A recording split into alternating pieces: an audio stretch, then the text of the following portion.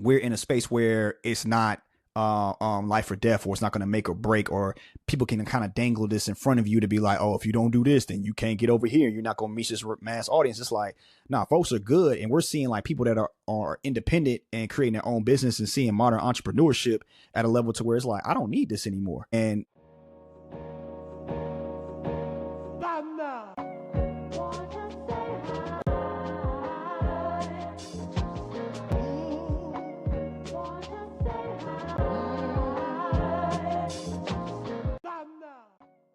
what up, world? It's Dave. Dave Has Wings. Back for another episode of the Living Room Podcast. As you know, the Living Room is our show that we've got in support of our creative studio, Hugh House. I'm a partner in Hugh House focused on strategy and operations. And I got Elliott McKnight with me as my co-host. Yeah, what's up, y'all? This is Elliott McKnight, partner and creative technologist with Hugh House. Excited to kick this one off, man. No doubt. Let's go ahead and get it out the way, man, because for real, you know, we a little behind, but this is such a classic moment. You can't never be too behind. You finally got to see Sinners. I've been trying not to talk to you about it for like a week, so you know, finally tapped in and seen it, man. What you feeling, bro? So just to back up a little bit more, the reason why it took me so long to get it is because I watched the video that Ryan Coogler did with Kodak when he explained all the different formats that he was going to be putting the movie in. And so I knew it was coming out and I knew it was going to be in IMAX, but until I saw that video, I didn't understand how he yeah, exactly, what type of IMAX he was getting into. So I was like, oh, okay, you talking about this IMAX. Oh, and then you doing a 70 millimeter with the IMAX on top. Oh, okay, yeah, okay. Then when he broke it down to like how few theaters was able to experience it, he was like, yeah, man, it's only like 10 theaters in the world that's going to be able to get this. And then I got another format with it.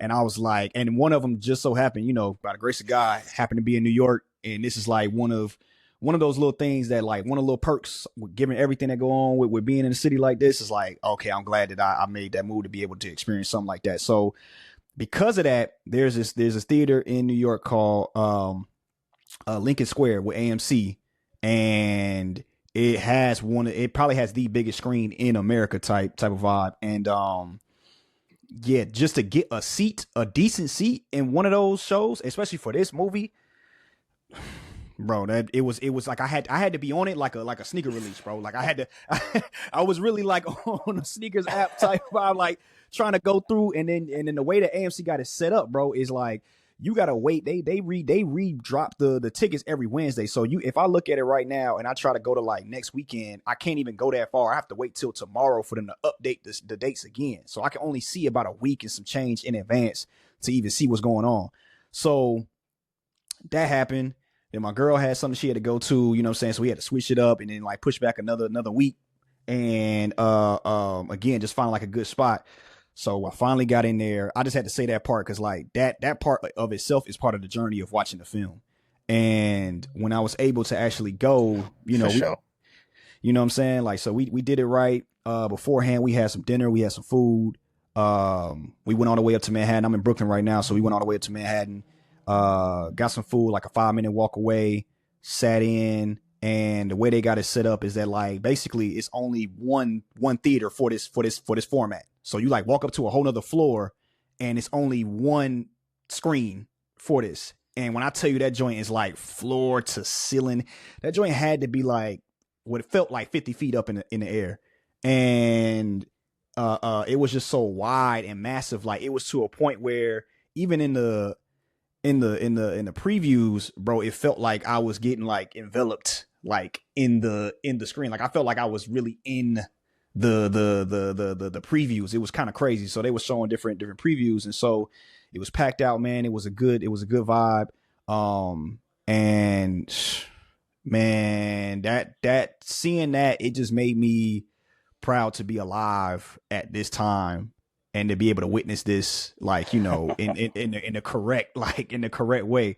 So I'm a big nerd about that, like seeing the art form in the way that the artist intended to be seen. Like that's a major focal point for me personally, because I know how much time and energy people put into productions and things like that. But man, like the movie overall, it just like, it was super inspiring. Like the music, showing the blues and that being like the glue of the film. Michael B. Jordan's performance and how, like, he played double characters and how well he did with that, when honestly I didn't have like high expectations of what his performance was going to be. So just seeing him approach that and the way he did it was amazing. Um, all of the women in the film were amazing, like strong women, powerful women, and even just like the different backgrounds and the different cultures that were showcased, and like how black people interact with different cultures, like the Asian culture, or they show the Native Americans come in at one point, and their relationship with white people, and yeah, man, and just the cinematography, like the color, and it was just tough overall just to like get to this point of watching it, because I had to like get off the internet for like a week and a half. Like I had to block. I'm seeing like, yeah, so I just got back from it, and I just had to quickly scroll. Exactly. Swipe. Yeah, swipe it. So swiping away everything. I'm almost on some like not interested, but I'm like, bro, y'all killing me right now. Y'all killing me. But bro, honestly, like I was blown away, and for me to be able to see a film that like everybody was hyping up and it still lived up to the expectations was insane, bro. I think that Ryan Coogler really crazy. got like a hit on his hands, and he really changed. There's a paradigm shift happening, I think, in black cinema and just cinema in general. You know what I'm saying? I don't want to keep like harping on that part too hard. Just like in cinema in general, just like I haven't seen a movie get re-released, because now they're extending how long the IMAX is going to be holding this IMAX, film. yeah. And it was only for like 2 weeks at first. Like usually they only get like a 2-3 week window. So I was like at the tail end of, like, if I didn't see it that day, I probably would have missed it if they didn't re-up. You know what I'm saying? But the fact that they did re-up just shows like how powerful and like how much it touched everybody, and like how well it's doing, not only from like a cultural standpoint, but from a financial standpoint as well too. So yeah, bro, it's so much to unpack, bro. All the themes and motifs and like the We can't even parallels, spend no bro. time really getting into the content. That's gonna take way too long. That's like more. Bro, That's like there that needs to be like there could be a whole dissect type situation like that. The way my man that does the album breakdown, there could be a movie dissect version to get down on that joint. It's way too exactly. late to talk about It, in this, first 15 minutes, that's a of the pod. yeah, bro. Nah, that we that's one of those ones, man. And I was blown away, and I gotta go see it again. I ain't even gonna lie to you. I gotta see it again, like ASAP. Yeah, yeah. And but I'm wondering like what you thought, I man. peeked it. Yeah, I was saying I peeked it in the regular IMAX. Like that's all we had down here. I almost went to see it. We got a spot called Discovery Place, which has like one of the dome screens, but the joint just didn't align with my calendar. They got like they only do shows at like 4 o'clock and 6 o'clock, so I couldn't make that work. And I wanted to make sure I got it in. I got it in the Tuesday after release weekend. So I was like you for like 3-4 days. Where I'm like swipe, getting past favorite and stuff, so I can come back to it. All of that. But yeah, bro, I enjoyed it. That's my first time, I think, really honestly experiencing something in IMAX. I had never been too much of a cinephile or no real videophile or nothing like that. But I mean, ever since we really got tapped in, I've been really kind of leaning into like the details of these different things. And like even then, like I got even the sound bar at the crib. I don't know if you remember, but the sound bar that we got at the crib when we bought the TV, they had mentioned like Dolby Atmos in the I was like, oh yeah, Elliott just told me about that. We gonna get this sound bar. We paid like an extra like $150 and like, yeah, I got that Dolby Atmos at the crib. You lit. But yeah, it was dope, man. I don't think I could go back. Like if there's something that is available in IMAX, bro, I think and I'm really interested in. I'm probably pay that extra to go see it. Cause that was the other thing too. Is I normally on a movie tip, especially now, just the way life set up is. I like to sometimes like I went and saw Pharrell's Piece by Piece. I ended up seeing that joint middle of the day matinee, pay like $9-10, pay $5, $7, depending on the theater. And it don't matter with IMAX. They like, yeah, nah, that ticket we gonna hit you for the 25. So Yeah, there ain't no matinee for the IMAX. just to get ready to pay for it. yeah, So, bro. but yeah, it definitely changed my perspective on movies, bro. It really it opened my eyes to a lot, and I'm excited to see more movies in that format. And excited to hopefully in some way, shape, or form, fashion, somehow, be able to catch Sinners in that film IMAX format that you're talking about. Like, I don't know how, when, or where, but I'm probably be 50 years old, some kind of like 10-year, 15-year re-release moment, and Yeah, have to be like, yeah, now we got to go see this. taking the kids be teenagers or something, and take them to go see that joint, bro. Because it was like that. It was really like that. And yeah, as somebody who's born in the South, you know what I mean, as somebody who was a Christian, as somebody who uh, has like family who is entrepreneurial, you know what I'm saying, in the South during those times, mainly in the North Carolina area, it still resonated real heavy. It still resonated real heavy. And as somebody who's a creative, you know what I'm saying, I love to pay attention. Like I love all to get all of the context behind everything ahead of going into the movie, and not to the point of spoiling it for myself, but to the point of getting understanding like what this moment meant technically for Ryan as a director, what it meant technically for him to be able to really produce something at the highest level, or the best quality media within his medium. You know what I'm saying? Like I don't think people really realize the technical marvel that this film really is.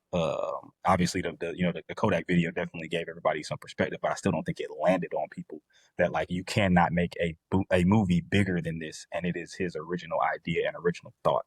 And then once you get into the business behind it and the deal that he got, it's to the point. Like I watched a couple interviews with him. I forgot he did like a radio interview, um, and it was they still filmed some of it, but you could tell it was like kind of set up for radio. And he was talking about like the fact that like everything that they've done in terms of putting his work in the context of him being a black director. But he's like, yo, like Panther came out, it was the biggest domestically as well, like just for films and movies. You know what I'm saying? So I think really trying to get people to realize and understand that this dude is really at the top of the top as it relates to directors and period all time, not just in his generation. Like he's definitely leading his generation, obviously, but for what he's doing now, like he's in a pantheon of directors and people who have only a few people have gone to the levels that he's gone, into the heights that he's gone with this film, and that in and of itself needs to be acknowledged and needs to be celebrated because it doesn't happen every day. Not just for Black people, it don't happen every day for people. Period. In the medium of film, and that's the point that's really that really resonates for me. So I'm definitely trying to go see it again, even if it's on like just a regular screen. I don't necessarily need to see it in IMAX a second time. This go around, I just want to see it again, just to dissect and look at things differently. The last time I did that was not Christopher Nolan, was what's his name, Matt Reeves' Batman. I went and saw that twice in theaters, just because of how I just enjoyed how that was put together, and the aesthetic that came with that. And this is no different. So I'm excited to check it out one more time and catch on things. Now that I know, now that you know everything that's about to happen, you get to look at stuff a little bit differently. You know what I'm saying? So for sure. Absolutely, absolutely, man. And I think that the point around just a technical aspect, I mean, we talked about it numerous times before too, and just like I don't think that could be stated enough in terms of as you mentioned, the pantheon in the league he's in now, and what that opens up and what that allows for any young director, anybody else like that's looking to do this. Like it just gives another inspiration of, oh, okay, this is possible. And even like on the back end of the business, just understanding just, after a certain point in time, he will be able to have the rights to this, something that he originally wrote, had a screenplay to. And that's a different space, bro. Like there's a certain, that's why we revere certain directors like Chris Nolan, or we revere people like David Lynch, or Spike Lee, or Quentin Tarantino, because these writer director combos or hybrid individuals and artists.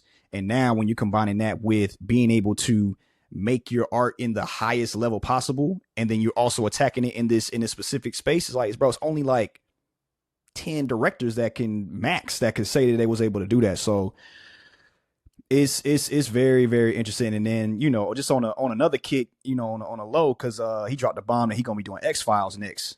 And so we've been in the crib watching X-Files on the low just to get like caught all the way back up, and it just like reminded me, and I'm looking at the different angles and just thinking about like, oh man, this came out like in 92, like that format of X-Files just like coming at a time that it did. It's just really like interesting how forward thinking it was at the time, and then just thinking about like, oh, how he's gonna put his spin on this, like with updated technology and updated writing and updated acting and all these things.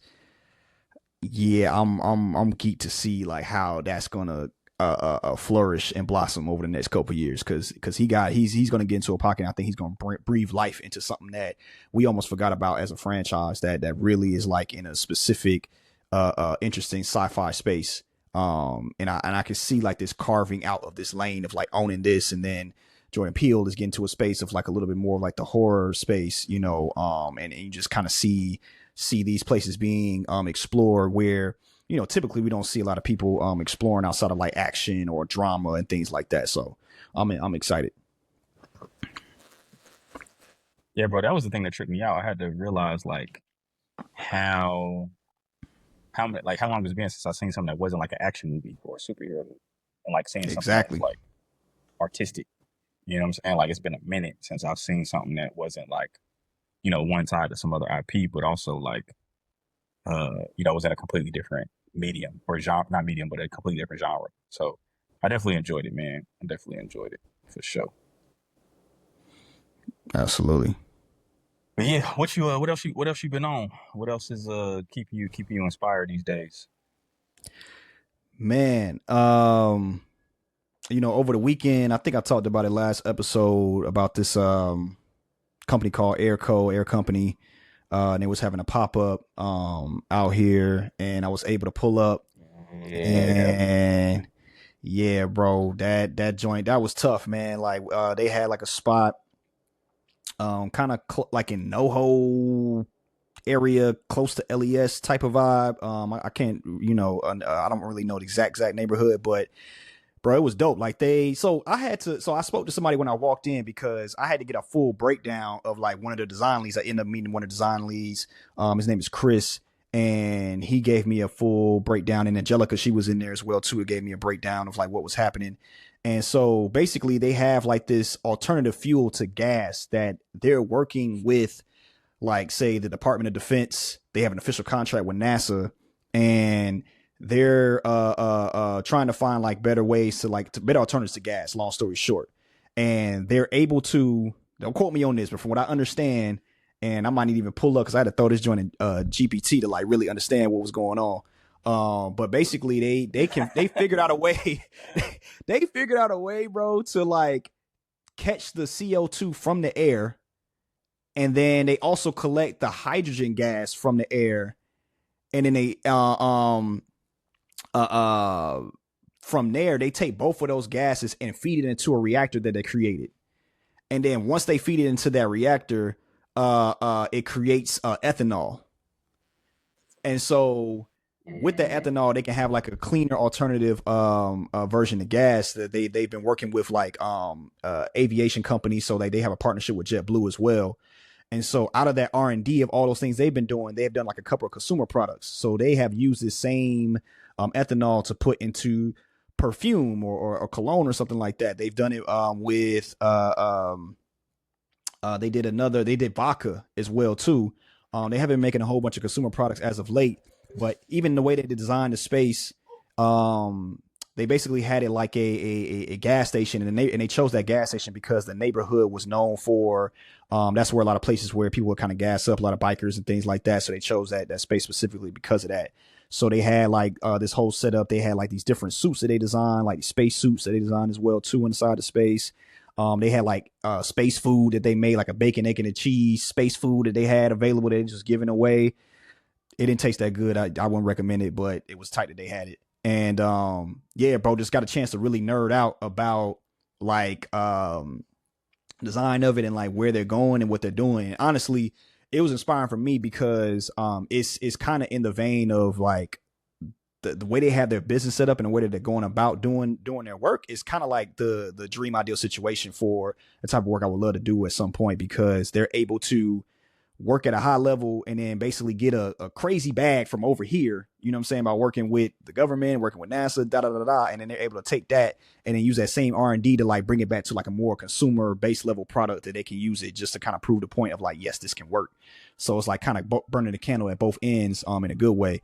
And yeah, bro, just speaking with them and their team and just seeing where they're going, bro, it's like, all right, there's a way to blend, have good taste, have like a scientific arm that really solves a real actual problem that people need, or like that will actually make the environment a lot better, and then still be able to connect to a broader audience and still have something that's like dope that people want to kind of latch on to and get in with. So it's kind of like the perfect trifecta situation that they have going on, in my opinion. So that really inspired me, and it really like broke my mind open to be like, there's a way this can't happen, and there's a way for this to work. Because usually you'll see like people working at Stanford or like some of these Ivy League schools, and they'll do research and things like that, but it will never make it to the people. So it's like this ivory tower that's kind of separating from everybody else, as opposed to using those resources and then still be able to tap in and get on the ground with folks.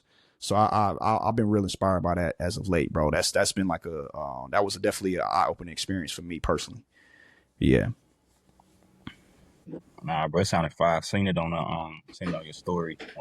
Specifically seeing the fragrance and then seeing the space bacon, egg and cheese, or sausage, egg and cheese, whatever it was. That was, I was like, okay, they moving different. I don't know if I want dehydrated, or I don't know if I want space bacon, but you know what I mean. Just the thought of it in and of itself was fire, especially knowing being in New York and all that kind of stuff. Like, it was like, all right, cool. I can get what kind of the significance of them having that based off of where they at from a geographic perspective, and you know, the lane that they moving in for real. So that Absolutely. definitely makes sense. But yeah, man, what you got over there, man? What's been getting you geeked up lately? Bro, it tripped me out. And I sent it to you for real. I sent it to you in our TikTok feed. But I found this. It was came up randomly on my For You page. It's about this creator, Ryan Carter, and she has this show according to Ryan. But you can tell it's animated, but you can tell it's like kind of like a, like maybe an AI generated like animated show. And this was like the first Mm-hmm. episode of it, and it just tripped me out that like, yo, this is the new format. You know what I'm saying? Like, cats can really get pretty much the semblance of the semblance or resemblance of their entire idea off now. Like, we really in a spot where you can have an idea. I don't know if she's a writer or whatever, you know what I mean? Like, what her goal is or anything like that. I'm just at this point just a fan. Um, and it was dope. And it was the first episode was kind of about her, being laid off and trying to get through the process of, accepting that and dealing with the grief that comes with that and trying to move forward. But it was just the fact that, like, yo, she pretty much just gave us the first episode of a TV show, you know what I'm saying, within 3, 4, 5 minutes, you know what I'm saying? And maybe even longer. I'm not even sure how long it was. I was just captivated by the fact that, like, this story was being told, different scenes, like the whole nine. She had the music she chose, like, it had an intro, like all of that. You know what I mean? Like, it looked like I was getting ready to watch a TV show. And then, obviously with she being, I'm assuming, a black woman based off of the characters, you know what I'm saying? It was just kind of, it was just dope to see. So it just kind of cracked my head open a little bit, like, yo, okay, this is really where we headed. We're like, technology's at a space where there's no excuse for not getting your ideas off, and there's no excuse for having a vision and not going after that vision. There's no excuse for it. You know what I'm saying? So Nah, that's what really got me piped up. absolutely. And to that point, like I really want to jump out and just say, like, I know there's a lot of chatter around the internet and even in person about like the tension around AI and like how like we're generating like approaching ideas and creativity as we move forward. And I love to see stuff like that and hear about that, because I think that you have to be just as talented, if not even more. Like, you have to have even more clear vision to get something that's good, like the example that you showed. Because at this point, Man. it's like when they talk about or if you're making a film, like, everybody says the same thing. Like, if you talk to filmmakers, if you talk to anybody that's like making any marketing campaigns, if you're doing anything right now, everybody goes back to the story. They're like, yo, you got to have a good story. You got to have a good vision. You got to be able to write it out and have these things. Like, you got to have that prepared, because all the other stuff that'll come based off the Yeah. core of what it is like your story. And so now I think this technology has given us opportunity to do that, at a smaller scale, and be able to get something decent to get to the bigger idea. But you can't skip the part of, okay, I need this scene to be a mid shot, and the camera angle needs to be this, and needs to be, I'm thinking about this lens to use, and it needs to have like this type of editing, and it needs to go from this shot to this shot, and it needs to center the subject needs to be in this frame. Like, you have to explain all of that and that's where you get the really good outputs. And that's when you leverage the technology in the best way possible. So it doesn't mean that you can just hop in and be like, oh, I mean, you can, but we're gonna know and we can tell the difference. And I think that there's something to be said about the example that you shared and just in general around Yeah. a conversation of there's still a need, especially for anybody that's like in a creative direction role or art direction role, like there's still a need to be able to clearly communicate your idea and to be able to clearly know and have a vision of what you want so that you can get an output that you really are looking to get. And I think this is just like a great time to express that. And then now you can kind of get to a point where this is like your storyboard, but you just have like that extra animation layer, you have that extra video layer to be able to add to it to be able to get that check or that yes, or you can just kind of trap off of that, you know what I'm saying, and just get busy off of what you need, and then when you can scale up, you can scale up. So without having to get all this buy-in and just like we're going deeper and deeper of a rabbit hole of a more permissionless society. So I just think there's something to be said around that and that conversation to be had because there's just a lot of chatter on that, and I just think there's something important to like highlight as we go deeper and deeper into this to this space. Absolutely. Like I think it's very interesting to two things. One, I think to what you was getting at earlier is that like you can have access to the tools, right? Like everybody has access to quote unquote AI, but not everybody has the technical acumen or the taste to be able to have AI produce something that is worth consuming. And that's where the differentiator is gonna lie. I think that's how I sum all of that up is like you can um what I forget the whole bar, I'm gonna jack it up, but it's like, you know what I'm saying? Like you can go to school, but you can't buy class. You know what I'm saying? Like you can Yeah. you really got to figure out how to have that. You really need, and especially if you talk about being in creative direction, art direction. Obviously we work on campaigns and stuff like that. Like you still need to know what you're talking about to align things appropriately or to make sure that the story has the emotional appeal and emotional feel that it needs. You know what I'm saying? And I think to your point about it, about the this being your mood board or this being like your storyboard, this helps you get the idea out even further and a little faster, because even one of the things, and I think we talked about this, I was talking about uh wanting to like being careful with it, right? Because obviously, at this point everybody's using chat gpt on a daily or weekly basis, and I was thinking through, I started using other tools like Gamma, which I think I mentioned on the last pod.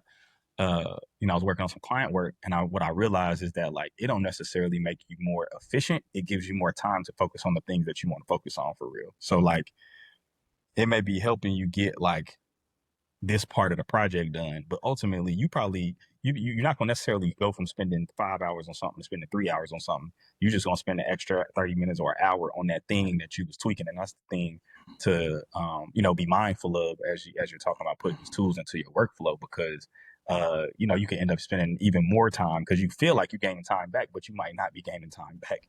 You know what I'm saying? Leverage these tools. You're just not focused on, kind of some of these other parts of the work that you might be, that you might be able to delegate to the robots. So that's what I'm gonna call them. Call all the AI robots. Let the robots do their job. You know what I mean? That's the that's the slogan when it comes to AI is let the robots do their job. You know what I mean? Facts. But yeah, bro, that's kind of how I see it. You know what I'm saying? Yeah, man. Do you feel like I guess like do you feel a lot of apprehension in regards to the AI still, or like how are people interacting with it right now in your corner? Like I noticed like it's very kind of split on my side, but it's wondering like Uh-huh. what's it looking like for you?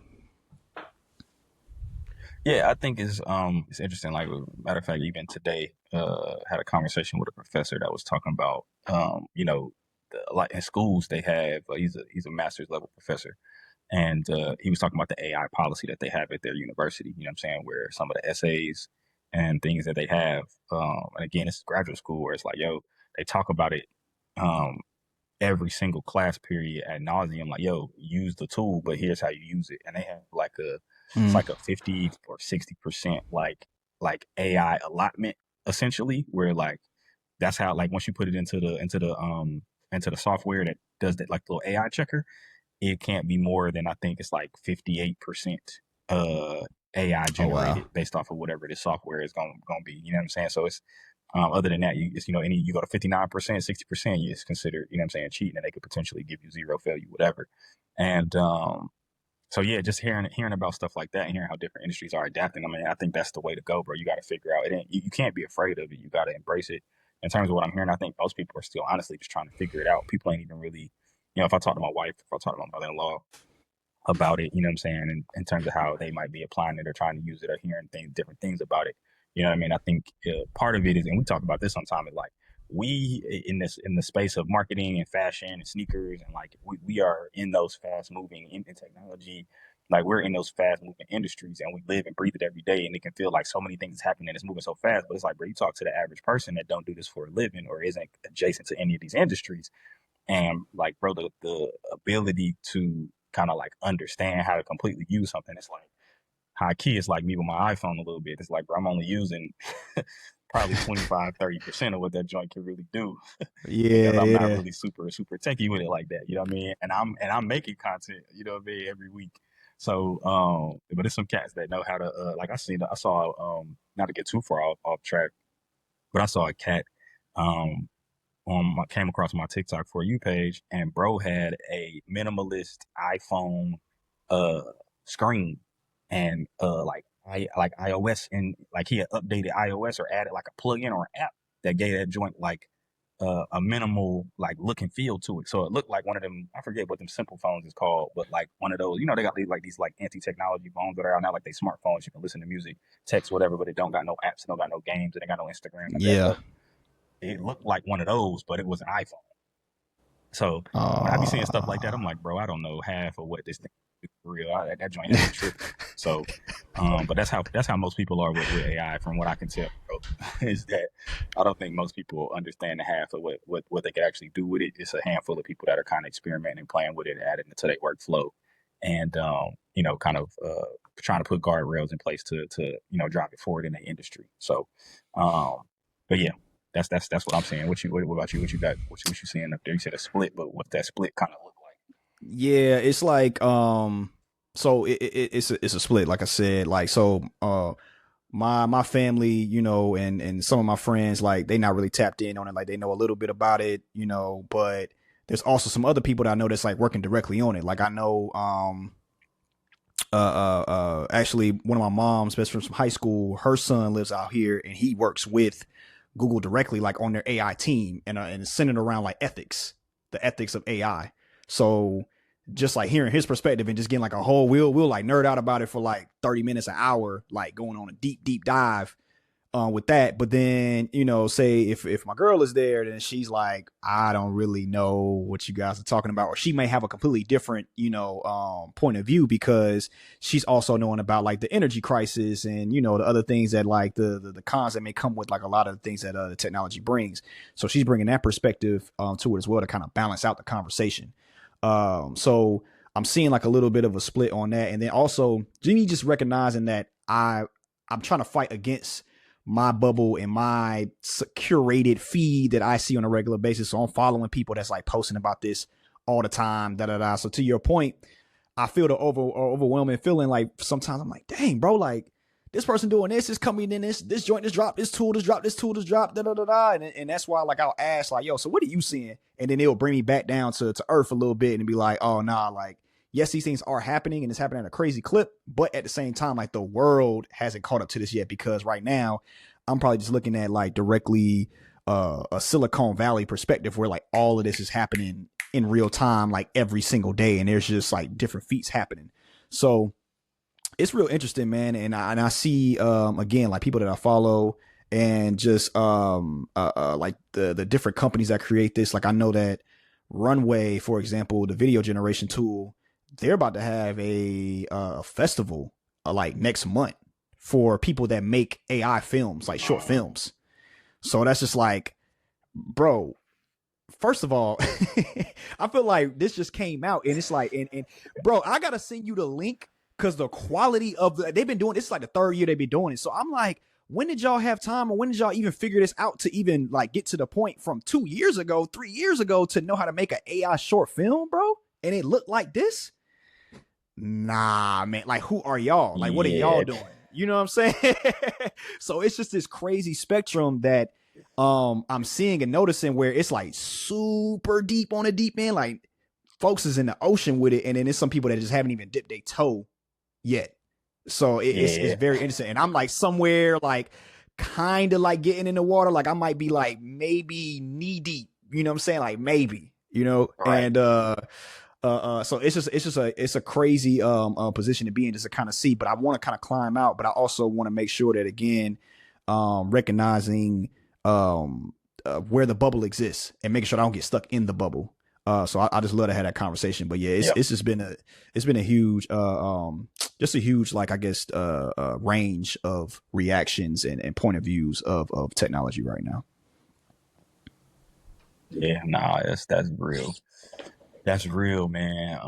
That chasm that you're talking about, like that ocean versus the toe in the water, that's a very real situation because you might be talking to somebody one day that's like blowing your cap back, like, bro, I don't know. You're gonna have to explain it to me in layman's terms. And then like you having that moment with somebody else that you know, like where they like, bro, hold on, what do you mean this thing can help me Right. reformat my resume? It's like, you know what I mean? Like, yeah, bro, And then they asking you to explain it in that's like layman's point terms. They point like, five. right. Yeah, exactly. Yeah, man. That's crazy. That's crazy. Um, Interesting times, man. Obviously, just had the Met Gala, recently. Try not to date the episode, won't worry about the, you know what I'm saying, putting the dates out there, but it was recently in culture. I didn't really I haven't really to this day, at least or at this point, really dove into too much going on. But I know we had a team in our team meeting earlier, y'all was kind of chopping it up. So overall, what I'm saying, given the theme and even from a culture perspective too, like how you feeling about what you saw? Because I saw a video that had a very interesting commentary, more so on the tip of like, did we kind of like sign ourselves up to see something wild? Like, you know what I'm saying? Like with this theme and, you know what I mean? Like, you know what I mean? And how like traditionally, like the Met Gala is just now becoming this diverse place. Like, did we set ourselves up to see like Billie Eilish out here in a zoot suit? Like, is this, are we going to regret this type situation? So I'm curious because you were so deep, you know what I mean? Or not super deep, but because you got a good feel for what happened. What were your thoughts on what you saw? Yeah, man. I mean, that's a great question because, yeah, that's a very fine line of like figuring that out of how certain races is going to how they really like played in this space. And but I will speak on, man, it was just dope just seeing like this representation at this level. And it was just dope. Like, and I feel like from a um even from like a marketing perspective leading up to, I don't know if it's just I'm super tapped in with it this year, but I don't remember it being like this heavy for the Met ever. Like I feel like the rollout to get to the Met was super on point.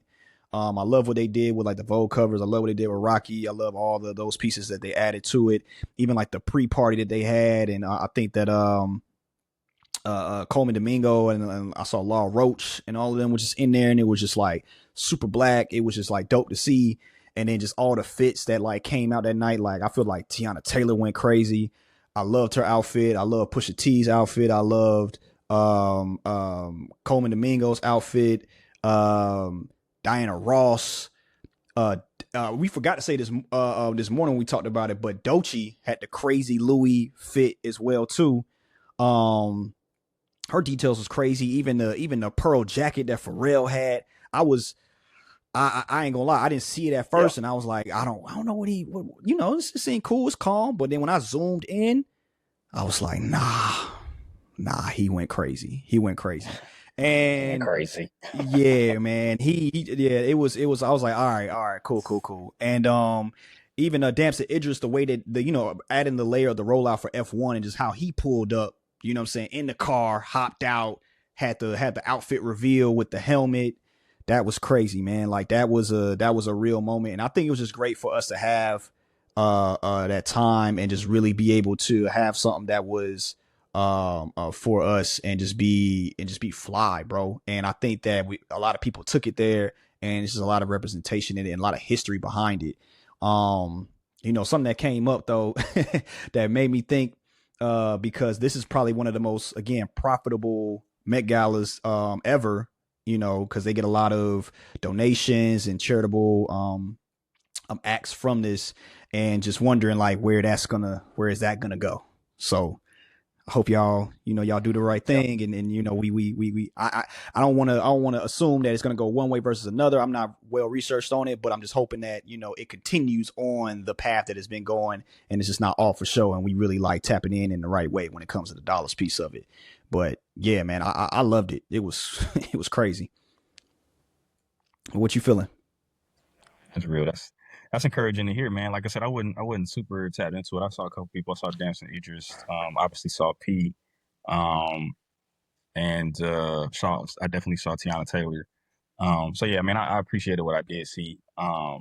Again, bro, when I seen the racing helmet, I just thought back to IMAX, taking it back to the top of the conversation. I was like, bro, I can't wait to see that movie in IMAX. Bro. No cap. But Facts. but yeah, bro. Again, I've been my brain been in so many different places here lately that like that was one joint where I was like, we gonna see how it goes, and but it was just seeing the theme pop up. I'm glad everybody embraced it. I'm glad everybody had a good time. I'm glad everybody seems to appreciate it, and doesn't seem like there was anything wild. I didn't see anything outlandish, which was Yeah. a positive sign. You know what I mean? So glad everybody seemed to enjoy the theme and whatnot. But um, Yeah, man. And yeah, I want to man. touch on real quick before we move on too quick. I think For that sure. again with what happened and just the historical part of it, I just loved that piece because we really get to see like those silhouettes, those shapes, and be able to show that at the highest stage, and where it's connecting to in terms of black people wanting to make sure that they're at their best and they're flyest, and we had our own style and we had our own flavor and things like that, and just being able to show it like had a do-rag now be high fashion, when at one point that was considered to be thuggish and disrespectful or whatever the case may be. And it's just like it was beautiful to see when Tiana Taylor wore her do-rag, or when Swiss Beats wore his, and with the canes, when Rocky came through with the cane, and just those elements, man. Like I really want to just touch on that, and make sure that from a historical piece of just 30s, 40s, 50s, 20s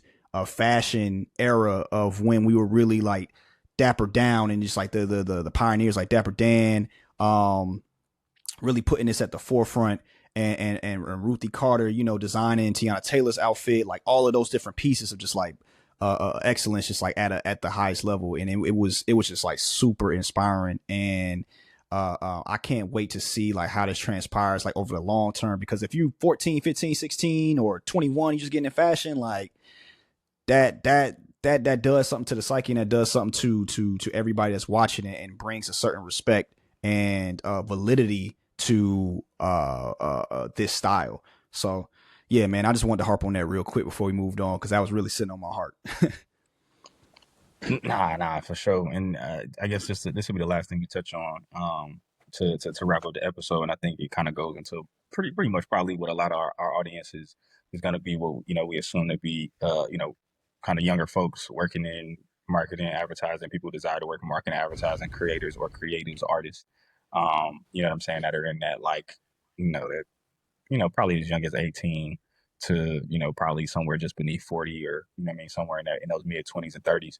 um it's kind of tied to the same thing is the wisdom case nub, and like I Mm-hmm. mean, him not necessarily being invited, given the theme and given what I'm saying, his cachet and what he means to the culture, and kind of sitting really at the intersection of all these things, sitting at the intersection of creator culture, fashion, design at the highest level. A lot of these brands that you see represented, I'm saying, they reach out to him for campaigns and all that kind of stuff, and he collaborates on top of just what he does from a content perspective. And obviously the internet won't have any. And I was wondering what was going on, but I think the conversation I really want to have that sits underneath that, or a conversation I really want to ask you about or get your perspective on, is what I'm saying, like how much weight that we put into these spaces and into these institutions. I'm one that kind of sits somewhere in the middle, where I think you need to understand the rules so that you can break them, like with most art forms. So it's like I acknowledge the fact that institutions exist. I acknowledge the fact that standards exist. I acknowledge the fact of historical context. But I also know that in certain circumstances, like it's okay to ignore those things. And to Wisdom's credit, he was super humble about it, at least via the internet, and letting people know that, like, yo, I don't know why I'm not going. I'm not worried about not going. It would be cool to go. You know what I'm saying? But what I mean, I'm still gonna be here doing my thing. And I thought that was obviously like, hella mature of somebody who, was there last year, you know what I'm saying? And fits directly into the to what the theme was supposed to be about. You know what I'm saying? So I'm curious on your thoughts on just like really more so the conversation, not just the Wisdom K like situation, quote unquote, but also underneath that, like the value of institutions and where you rank or weigh institutions or um, historical backing or historical standards as it relates to art, creativity, design, etc. Because yeah, I know that you specifically in some of the mediums that you're attracted to as well. Some of that stuff you can't ignore.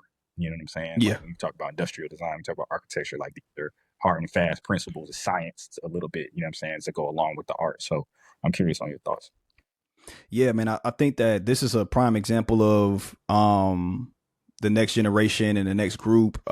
There's a thought process of abundance more than ever, just because it's not just one avenue to approach this and be able to showcase yourself. Because somebody 20 years ago, 30 years ago, and onward would have needed this platform in order to exist for us to even know who that was. But now that we have these different avenues to showcase ourselves, it's not as necessary anymore. It's more so of like, yeah, this is a nice to have, but it's not essential. It's not going to, make or break my career. And I think that we're finally getting into that space and we're seeing it in real time.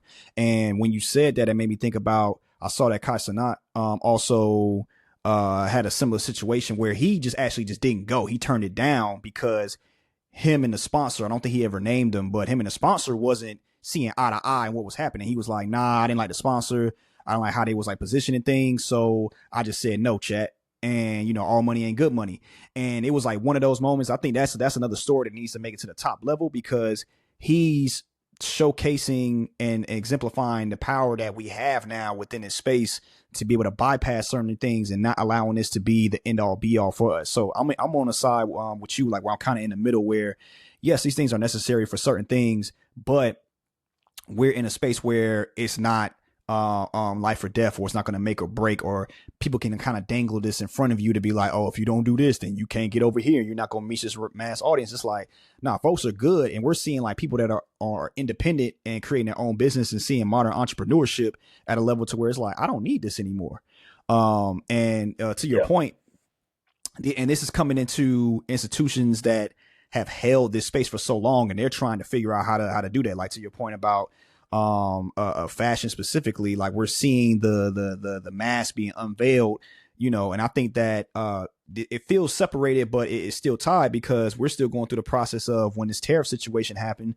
Now we're starting to figure out like, oh, this brand that you love and all the pieces that they made, it was made over here anyway. So what are we really talking about?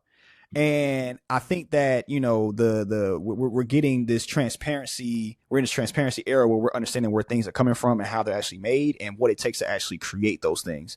And I think it was a miss that Wisdom K wasn't invited. But again, to your point, like it was a very mature and a very abundant mindset that he had, where he was like, oh, well, it is what it is, because that's not going to stop anything from happening for him. That's not going to be the thing that's going pull him back or throw him off where he got going on anyway. So it would have been nice to have. It would have been a nice little amplifier, but they ain't really like, they ain't gonna do nothing it's not gonna change nothing. He don't go. Even Timothy Chalamet decided to go watch the Knicks game instead of going. You know what I'm saying? So it's like people's perspective on it, especially with the new generation, it's just completely different. And I think that we've been seeing it not only with the Met Gala, we've been seeing it with the Grammys, we've been seeing it with the Academy Awards, we've been seeing it in all these different spaces. So I think that we're seeing these institutions still hold weight and they still have power, but they're not like the gatekeeper. This is the only way through to reach a mass audience anymore. And I think it's for the better, but curious to know a little bit definitely. your thoughts on it as well too. I was gonna say, yeah, Yeah, I was gonna say, yeah, ultimately, yeah, definitely, bro. It's definitely good that things are being a little bit more democratized.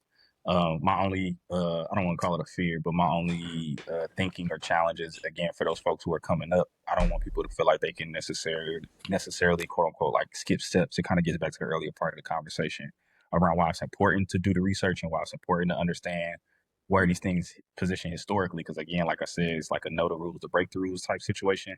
Mm-hmm. It's one of those situations where like understand graphic design much better and understand Photoshop much better if you understood the fact that like this came from people literally having to take paper clippings together and make photocopies, and that's how like the original kind of graphic designs were done. Like people were sketching things, cutting them out together, layering them. Like that's where we literally get layers from. Like understanding the verbiage behind why these things exist can help you have a better competency around how to utilize the tools, and can make you provide better context around your work. And obviously, with everything we've been doing around with our events in terms of like Bunko and workflow and H4, it's all about how do we find space to be able to bring some of those things to the conversation so that people aren't necessarily missing out on that, and they understand why it's important to tap into some of those things. Because at the end of the day, as well, if you're looking to make a living, not everybody is going to be, you know what I mean, to use startup language, like a unicorn like Wiz and K that's going to be able to like push themselves to the top and have billions of followers and make billions of dollars every year. You're going to have to play through and in and around some of these institutions and some of these spaces to make a living for yourself if you want to make a living off of your creativity. So it's important that you know how they operate in historical context. And I don't want people to, some of the mass majority of young creators and especially young black creators to feel like, oh, like, you know what I mean? I'm gonna be like everybody ain't gonna go to the league, bro. That's just the reality of what it is. You know what I'm saying? Like everybody, like we ain't necessarily building Hugh House to be huge or to be Wyatt and Kennedy, right? Like we gonna do our thing and play in our space and build a company that's helpful, and we're gonna take care of our sphere of influence and our impact and the people that are around us in the community that's tapping in with us as best we can, and we'll scale that to whatever the Lord allows.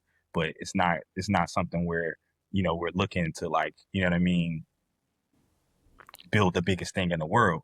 And I Mm-hmm. feel like if sometimes if you're looking, because those aspirations, so much of that is so accessible now. Some of those aspirations are so high for a lot of young folks, and they seeing so much that they can have a tendency to want to and try and skip steps.